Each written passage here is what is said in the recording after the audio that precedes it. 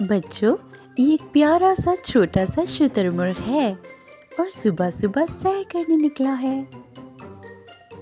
इसको सुबह की सैर बहुत पसंद है क्योंकि फिर इसे मज़े मज़े की चीज़ें देखने को मिलती हैं। यहाँ तो दो बिल्लियाँ हैं, एक मोटी बिल्ली, एक पतली बिल्ली। जी हाँ बच्चों, ये है मोटी बिल्ली और ये है पतली बिल्ली। मोटा, पतला, मोटा, पतला।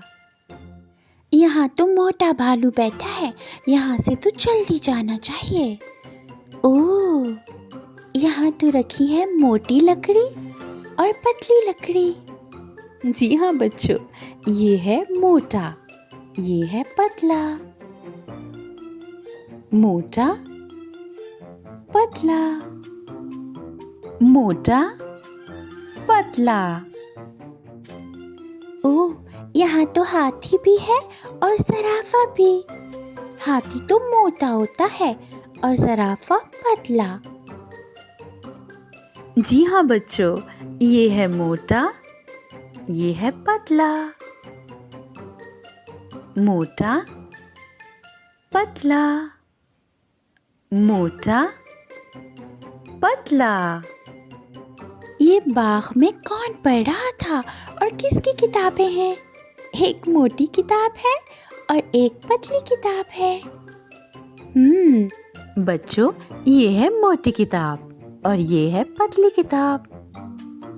मोटा, पतला, मोटा, पतला। ओहो, सुबह सुबह मेरी तरह ये बच्चे भी बाग की सैर को आए हैं।